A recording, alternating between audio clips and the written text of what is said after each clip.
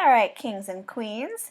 First, I need you to write your name in the corner of your paper, big enough that I can read it, and then flip your paper over so that your name is on the back side. We need to make sure your paper is facing this way. We're going to use a crown that's already cut out and pretend like your paper is divided in half. You want your crown to be towards the top next to the side of your paper. We're going to trace this in pencil, so hold it down firmly with one hand while you trace the shape with your other hand. You may get really close to where your hand is, and when that happens, keep holding it down and just shift your hand a little bit, but don't pick up the crown yet until you have finished tracing the crown all the way back to where you started, so that when you move the crown, you've got the shape already drawn. We're going to be using Sharpie to trace all of our pencil lines. Very carefully go back over your pencil lines and trace.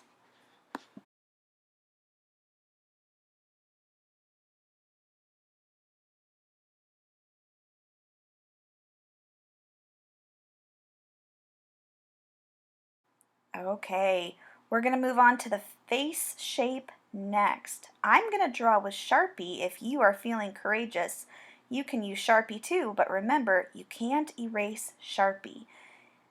All right, I've got a little guideline here that's going to show us each step. So the first step is to make a big letter U from one corner of the crown, getting close down to the edge of the paper, and then coming up to touch the other corner of the crown. After that, you're going to want to draw ears on both sides of the face. They're kind of like the letter C, a curved line for the ears. Next up, you're going to draw some very simple eyes. If you look at my little guideline, you can see it in the number 3 box right here. So I'm just going to draw 2 little circles about in the middle of my face shape and color them in for eyes. I'm also going to add some eyebrows on top of my eyes with some curved lines like this. Now for the nose, I start with a tiny letter U, and then I connect it to another U and a third U, all together to look like a nose. And last, I'm just going to add a simple curved line like another U for the mouth.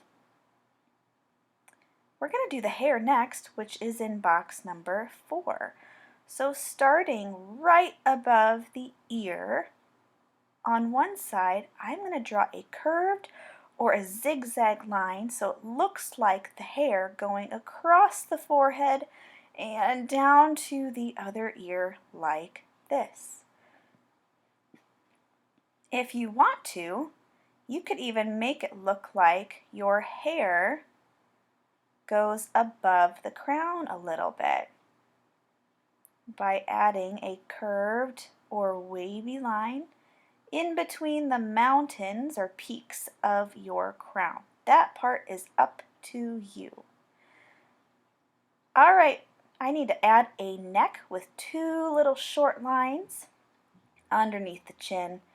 And then we need to draw where our shirt collar is. So I'm going to do a curved line and then just finish off the shoulders with boop and then boop all the way down to the edge of the paper.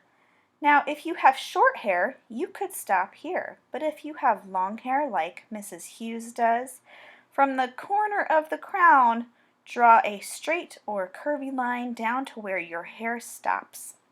My hair is kind of long, so I'm going to draw mine a little bit farther down to make it look like it goes across my shoulders.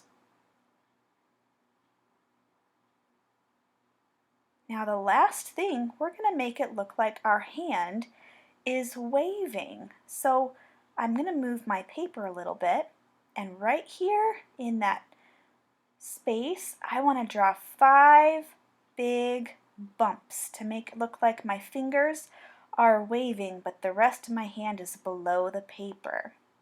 And there we go. We are ready to finish drawing in the background. We've got a lot of space back here, so you can either draw your classroom, a place in the school, or maybe your house, a place that you really like to be. So I'm going to speed up my drawing, and I want you to guess where I am and what I drew.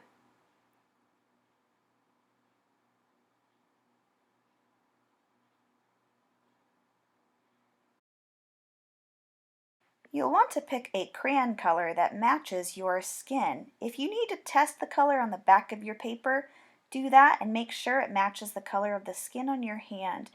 Now, a trick is to color around the outside of the shape that you want to color.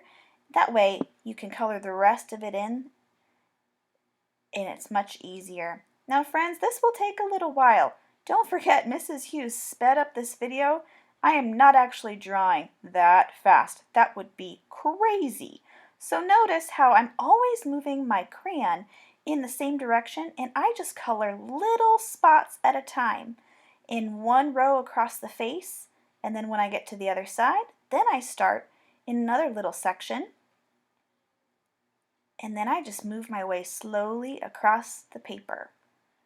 That way it doesn't look so scribbly. It looks nice and neat and looks really good. Oh, one more thing, don't forget to color in the hand.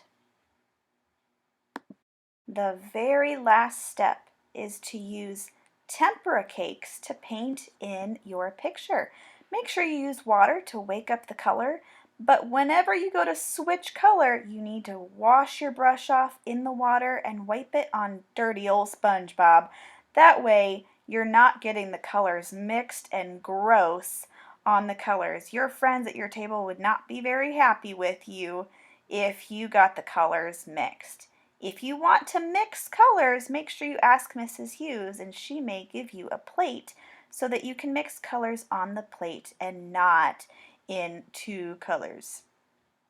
Have fun, guys!